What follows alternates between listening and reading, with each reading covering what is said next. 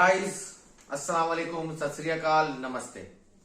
MPCL FC आपको आज पेश करेगी वो स्टैट्स जो बहुत हमारे लिए दिल दुखाने वाले हैं, लेकिन इससे एक सबक हम ये सीखते हैं कि अगर इंप्रूवमेंट की जाए तो कहां तक की जा सकती है। यानी कि आप इंप्रूवमेंट आसमान तक भी कर सकते हैं, लेकिन वो भी कम हो सकती है, आप उससे भी ऊपर जा सकते हैं।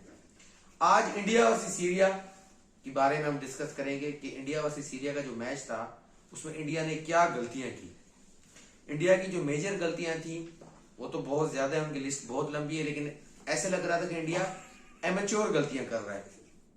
यानी कि वो गलतियां जो इंडिया ऐसे लग रहा था कि नई टीम नहीं खेलती, कि बिल्कुल ही नई आगाज से खेल रही हो और उन्हें पता ही ना हो।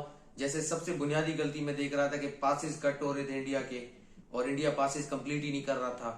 इसके अलावा जो ऑफसाइड ट्रैप था उनका सीरिया का, उसमें फंस रहा था। हालांकि ऑफसाइड ट्रैप एक माने जाने वाली वो चीजें होती हैं जिससे पता चल जाता है कि अगली टीम जो डिफेंस पे खड़ी है वो ऑफसाइड ट्रैप में ही फंसा लेगी, लेकिन सुनील छेत्री साहब और दूसरी जो उनके फॉरवर्ड थे उनको ये इल्म नहीं हो रहा था उस टाइम। और जो कोच हैं आइगर स्टीमैच, उन्होंने भी ये कहा है कि भाई हमारे पास इस टाइम इंडिया के पास जो है ना वो फॉरवर्ड्स की कमी है या स्ट्राइकर्स की कमी है, जिनकी वजह से हम फिनिश नहीं कर पा रहे हैं। तो हम एज अ पाकिस्तानी हम तो शुरू ही टूर्नामेंट से इंडिया को सपोर्ट कर रहे थे, लेकिन जिस तरह की परफॉर्मेंस वहां दी गई तो उससे तो बहुत ही हार्ट फेल्ट हो गया मेरा कसम खुदा की मेरा तो बहुत ही ज्यादा हुआ। कहने का मकसद ये है कि अगर आप ट्रैक रिकॉर्ड देखें इंडिया और सीरिया का, तो 6 मैचेस 2007 से खेली जा चुकी है इंडिया और सीरिया में। सीरिया का कोई अच्छा रिकॉर्ड नहीं इंडिया के खिलाफ भी, क्योंकि 6 मैचेस में से 2 सीरिया जीती, 2 इंडिया जीती, 2 ड्रॉ हुए। यानी कि कोई इस तरह की लंबी लीड किसी ने नहीं दी टूर्नामेंट में, ये 2007 से।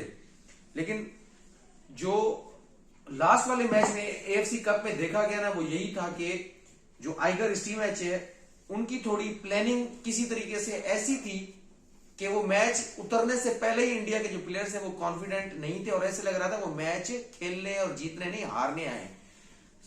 उसमें आप अगर उस मैच को एक गौर से देखें ना, तो जो शुरू की अटैकिंग सेंस थी इंडिया की, वो एक ही दफा जो 3rd मिनट में अटैक हुआ था इंडिया का, उसके बाद इंडिया बाकी 87 ऐसे समझ ले मिनट्स डिफेंस पे ही रही। पोजेशंस की बात से लेके आप शॉर्ट अटेम्प्ट्स तक, येलो कार्ड्स, कॉर्नर तक देखें तो सब में सीरिया ने इंडिया को पीछे छोड़ दिया। सीरिया और इंडिया में शॉट्स अगर देखें तो सीरिया ने 4 ऑन गोल शॉट्स मारी, इंडिया ने सिर्फ 1 मारी, वो भी 3rd मिनट्स में। और शॉर्ट अटेम्प्ट्स सीरिया ने 20 की, इंडिया ने 8 की। ये एक बहुत बड़ा मेजर डिफरेंस है कि इंडिया की मिडफील्ड, इंडिया की फॉरवर्ड कहां थी उस टाइम जब शॉट्स अटेम्प्ट किए जा रहे थे। सिर्फ डिफेंस के ऊपर ही क्यों प्रेशर था इंडिया के। और इंडिया की बॉडी लैंग्वेज पहले हाफ में तो बिल्कुल ऐसा लग रही थी कि ऐसे समझ लें कि बस अब गोल लगा, अब लगा।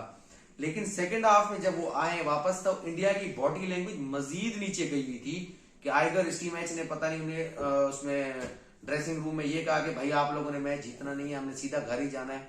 तो ये एक बड़ी चीज है। लेकिन इसमें जो मेन चीज थी वो ये थी कि कॉर्नर्स 9 सीरिया ने लगाए और इंडिया ने सिर्फ 3 लगाए। कोई कॉर्नर इंडिया ने कन्वर्ट नहीं किया।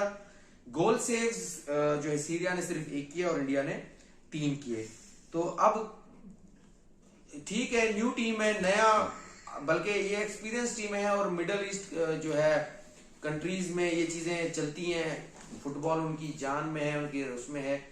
इंडिया पाकिस्तान बहुत न्यू है, पाकिस्तान तो खैर है ही नहीं इसमें, और मेरा भी नहीं ख्याल कि 10 साल में हो सकता है इसके अंदर। लेकिन इंडिया जो गलतियां कर रहा था सुनील छेत्री के होते हुए, वो तो बहुत ही अपसेट थी।